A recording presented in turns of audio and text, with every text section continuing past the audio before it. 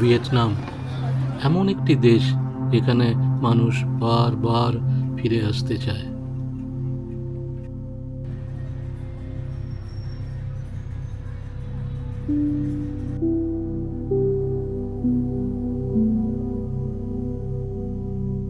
কম খরচে বিদেশ ভ্রমণ করতে চান? নিরাপদ, সুন্দর, সুস্বাদু খাবার এবং অসাধারণ প্রকৃতি সব একসাথে পেতে চান? তাহলে ভিয়েতনাম হতে পারে আপনার জন্য সেরা গন্তব্য। এই ভিডিওতে থাকছে ভিসা, খাবার, কোথায় কোথায় ঘুরবেন, কতটা নিরাপদ, সব ডিটেলস, এবং অবভিয়াসলি কত খরচ। ভিয়েতনাম দক্ষিণ পূর্ব এশিয়ার অন্যতম সাশ্রয়ী এবং নিরাপদ দেশ। ভারত থেকে খুব সহজে আসা যায়। প্রকৃতি, সমুদ্র, পাহাড়, ইতিহাস এবং অসাধারণ খাবারের জন্য এটি অত্যন্ত জনপ্রিয়। প্রথমে আসা যাক ভিসা এবং এয়ার ট্রাভেল সংক্রান্ত ইনফরমেশনে। ভিসা দুভাবে পাওয়া যায়। একটা হচ্ছে আপনি ইন্ডিয়ান পাসপোর্টটা দিল্লি থেকে ভিসা স্ট্যাম্প করে আনতে পারেন, বাট ওটা অনেক সময় সাপেক্ষ। আমার যেটা মনে হয় যে ভিসা করা সবচেয়ে সোজা। আপনি একটা পোর্টালে অ্যাপ্লাই করতে পারেন এবং তাতে 3-4 দিনের মধ্যেই আপনার ভিসাটা অ্যাপ্রুভ হলে চলে আসবে সফট কপিটা। আপনি ওটা প্রিন্ট করে এখানে এসে এয়ারপোর্টে দেখালেই উইথ দ্য পাসপোর্ট আপনাকে ঢুকতে দেবে দেশে। আমি এখনই ল্যাপটপে দেখিয়ে দিচ্ছি in the procedure for applying the visa and the exact portal, যেটা ওটা একটু কেয়ারফুল থাকতে হবে যে আপনারা ঠিক সঠিক পোর্টালে যাচ্ছেন। আমি ডিটেলসটা কমেন্ট বক্সে লিখে দেবো। তারপর ভিসার সম্বন্ধে বলে নিই, সেটা হচ্ছে 90 ডেজের ভিসা দেওয়া হয়, either single entry or multiple entry. Single entry হলে $25 কস্ট এবং মাল্টিপল এন্ট্রি হলে তার কস্ট হচ্ছে $50। গুগল ক্রোম বা ইন্টারনেট এক্সপ্লোরার evisa.gov.vn আমি নিচে কমেন্ট বক্সে এক্স্যাক্টলি লিখে দেবো। সাইটটা অ্যাক্সেস করলেই আপনি তারপরে দেখবেন যে অ্যাপ্লাই ভিসা, এবং তারপরে একটা চেকলিস্ট আসবে এরকম, সেটাতে আপনি নেক্সট করলে আপনি তারপরে অ্যাপ্লিকেশন ফর্মটা ফিল আপ করবেন। আমার যেটা অ্যাডভাইস সেটা হচ্ছে আপনি একটা ইনস্ট্রাকশন ম্যানুয়াল আছে, ওই ইউজার্স ম্যানুয়ালটা একটু দেখে নেবেন যে কী করে এক্স্যাক্টলি ফিল আপ করতে হবে, এবং তারপরে রিভিউ করে এবং পেমেন্ট করে দিতে পারবেন। এবার এয়ারলাইন্স, আপনারা যদি ডাইরেক্ট ফ্লাইট অ্যাভেল করতে চান ইন্ডিয়া থেকে টু ভিয়েতনাম, 3টে এয়ারলাইন্স আছে মেনলি, ভিয়েতনাম এয়ারলাইন্স, ভিয়েটজেট এবং ইন্ডিগো। ভিয়েতনাম এয়ারলাইন্স এবং ভিয়েটজেট মেনলি মুম্বাই, দিল্লি ওর আহমেদাবাদ থেকে ফ্লাই করে ওর ব্যাঙ্গালোর, কিন্তু ইন্ডিগোর ফ্লাইটটা কলকাতা থেকে।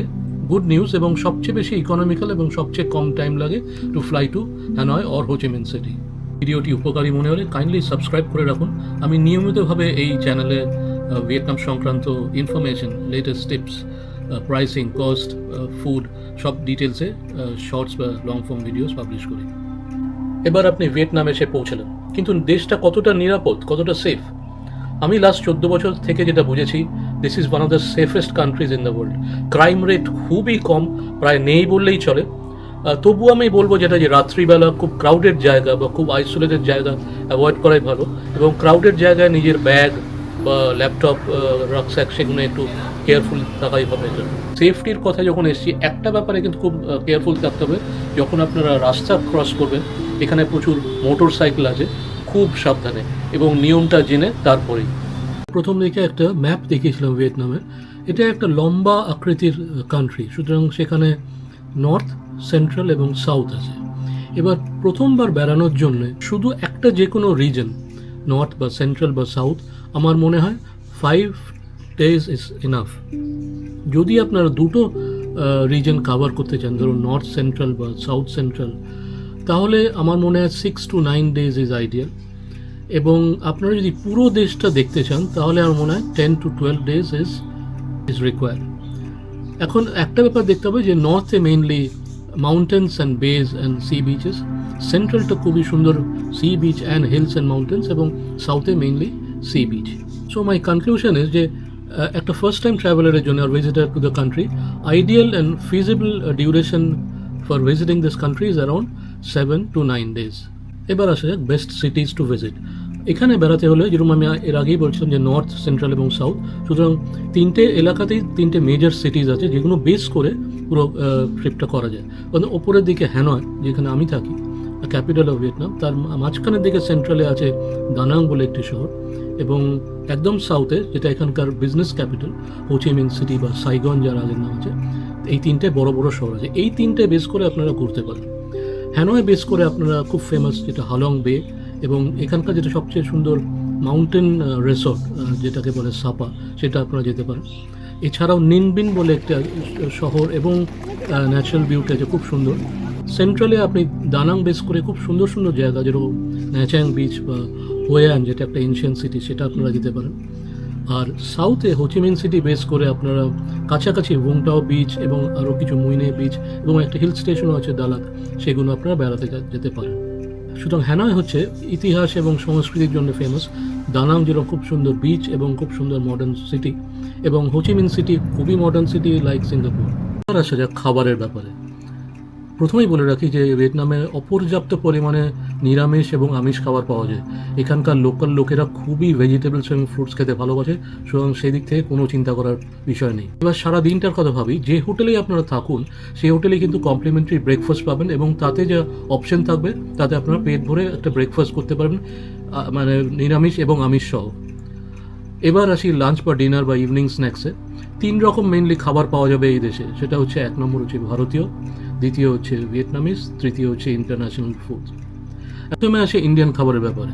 এখানে এখন সব বড় বা মিডিয়াম সাইজ শহরেই ইন্ডিয়ান রেস্টুরেন্ট খুলে গেছে এবং অনেক আছে, কিন্তু যে পরিমাণে প্রাইস, খাবারের প্রাইস এবং কোয়ালিটি, সেটার মধ্যে যেন সামঞ্জস্য নেই। কারণ কোনোভাবেই যে ইন্ডিয়াতে যে খাবার পাওয়া যায়, ধরুন একটু ধোসাই বা হোক বা চিকেন কারি হোক, সেটা কিন্তু এইখানে সেই কোয়ালিটি বা স্বাদ এখানে পাবেন না। কিন্তু যারা ইন্ডিয়ান ফুডই প্রেফার করেন তারা কিন্তু they have the enough options.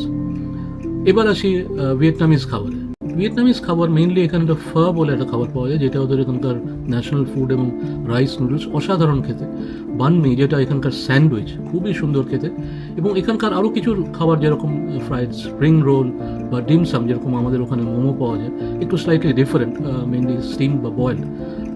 আপনাদের কোনো খেতে অসুবিধা হবে না, এবং প্রাইস হিসেবে অনেক সস্তা। কিন্তু দেখে খাবার, মানে জেনে নিয়ে যে এই রেস্টুরেন্টে ভালো খাবার বা স্ট্রিট ফুডে স্টলে এইসব খাবার তাড়াতাড়ি করে খাওয়া উচিত না।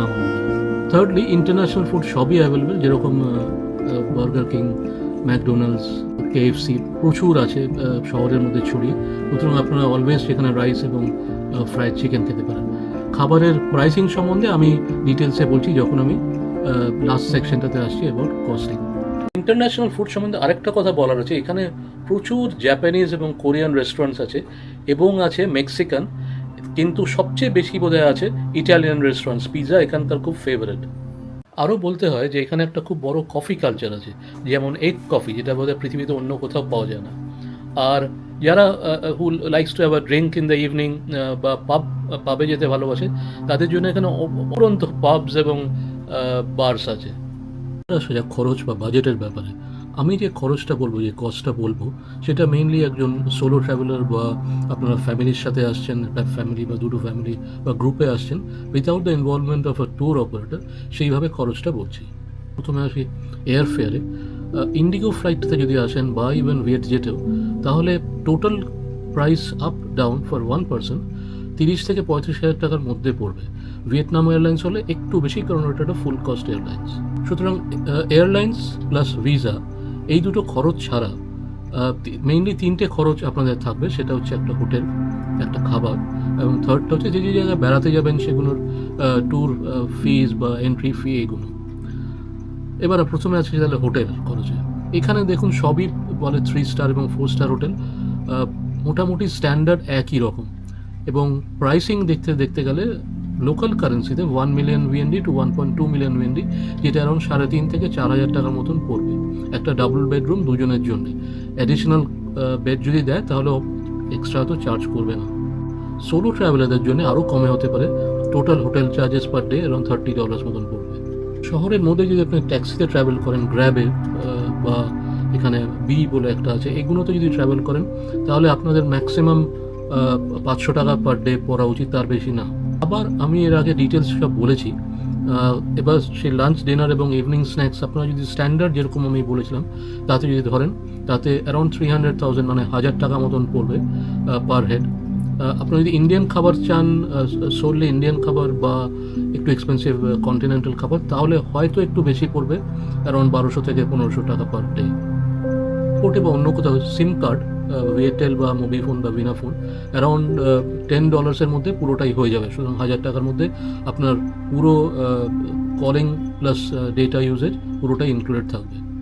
শহরের মধ্যে যেগুলো ট্যুরিস্ট অ্যাট্রাকশন আছে সেগুলোর মধ্যে কিন্তু সবই মেইনলি ফ্রি, কিন্তু যেগুলো মানে ওয়ার্ল্ড হেরিটেজ সাইট বা কিছু সেগুলোর কিন্তু বেসিক্যালি এন্ট্রি ফি আছে। যেমন ধরুন বানা হিলস, যেটা দানাঙে। আমার যেটা ফাইনাল ওপিনিয়ন সেটা হচ্ছে যে যদি পার হেড ধরা হয় এবং আমি যদি 7 days অফ ট্রাভেল ধরি ইন ভিয়েতনাম, তাহলে the price should not exceed more than 65 to 75,000. I mean, it should range between 65 to 75,000.